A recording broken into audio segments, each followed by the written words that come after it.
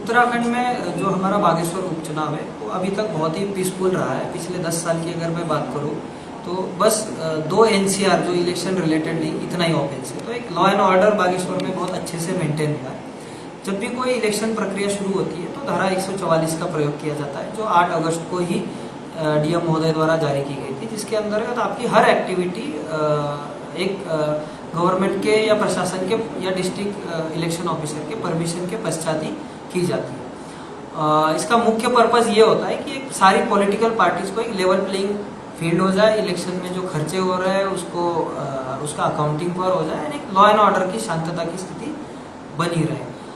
इसी के तहत बेरोजगार संघ के जो कार्यकर्ता है बॉबी पवार, इनके द्वारा एक प्रशासन को एक सूचना दी गई कि वो खुद बागेश्वर आएंगे और अपने सदस्य हो या युवकों है उनसे मिलना जुलना करेंगे। इसी के क्रम में उनको बताया गया कि यहाँ पे 144 का धारा 144 लगी हुई है और किसी भी तरीके की एक्टिविटी इलेक्शन ऑफिस के परमिशन के पश्चात ही होती है। इस संबंध में डीएम महोदय द्वारा एक डिटेल लेटर उनको दिया गया और अगर इसमें कोई भी वायलेशन होता है तो नियमानुसार मुकदमा दर्ज करने की भी उनको नोटिस तामील कर दिया गया था। जो आज की कार्यवाही है वो उसी के तहत हुई है। धारा 144 का उनके द्वारा उल्लंघन किया गया।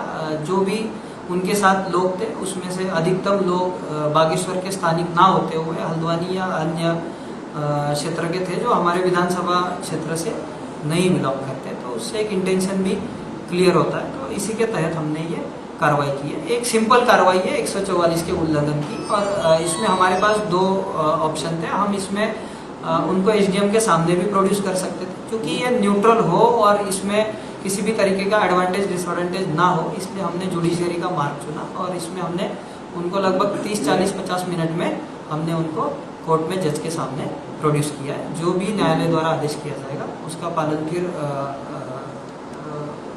बॉबी पवार इनको भी करना पड़ेगा और प्रशासन भी उसका सम्मान। जो हमारे पास जो कार्रवाई की गई है उसमें वो अपने कार्यकर्ताओं के साथ कुछ घोषणाबाजी या कुछ वही जो जमावली के मंदिर जाना वगैरह इस तरीके की एक्टिविटी में थी।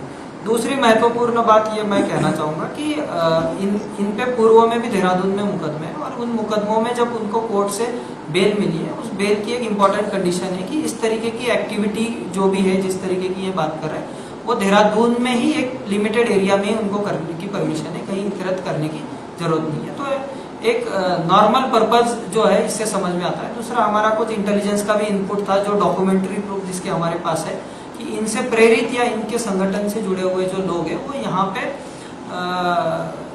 हमले की बात कर रहे थे अपने अपने व्हाट्सएप ग्रुप में कि इनसे हम प्रेरित है और हम ये करेंगे। उसके कुछ डॉक्यूमेंट्री प्रूफ भी हमारे पास है जिसमें भविष्य में इसको कार्रवाई की जाएगी। तो ये कहीं ना कहीं मैंने जैसे बताया कि लास्ट 10 ईयर्स का जो बागेश्वर का चुनाव है बहुत ही शांततापूर्ण से हुआ है। तो जो भी पॉलिटिकल एक्टिविटी होती है वो किसी पॉलिटिकल पार्टी द्वारा ही की जाती है, वो किसी भी पार्टी के सदस्य नहीं है, तो वो इस तरीके की एक्टिविटी नहीं कर सकते थे।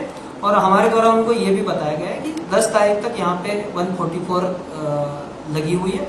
उनको जो भी एक्टिविटी उन्होंने शासन के लिए अप्लाई किया है, जो उनको सभाएं करनी हो या अपनी मांगे रखनी हो, वो 10 तारीख के बाद वो बागेश्वर आ सकते हैं और उसके बाद वो कर सकते हैं, क्योंकि वो किसी भी पॉलिटिकल पार्टी के मेंबर नहीं। उसमें 4 लोगों या 5 लोगों के साथ होता है, तो उसमें अन्य 4 लोगों को भी हमने हिरासत में लिया है, उन पे भी प्रिवेंटिव एक्शन जारी बिल्कुल है। ये उसकी इसमें बहुतांश 3 लोग तो बाहरी क्षेत्र से बिलोंग करते हैं और एक व्यक्ति जो कपकोट क्षेत्र से लगता है, उन पे भी प्रिवेंटिव कार्रवाई की। उन्होंने लॉजिकली ये सारी अनुमति लेनी चाहिए प्रशासन से, पर चूंकि अब ये मामला न्यायालय के समक्ष आया है, तो जो हमने भी हमारी बात रखी है कि इनका जो पर्पज है यहाँ पे वो अशांति फैलाना ही मेनली है और ये इलेक्शन की प्रोसेस को कहीं ना कहीं डिस्टर्ब कर सकते हैं और ये किसी भी पॉलिटिकल पार्टी से जुड़े नहीं है। तो जब कोर्ट का जो डिसीजन आएगा उस डिसीजन का हम सम्मान करेंगे। अगर कोर्ट की डिसीजन से कोई कुछ क्लियर नहीं होता है तो सारी गतिविधियां जो हर किसी के लिए अप्लाई है उनके लिए भी अप्लाई होगी।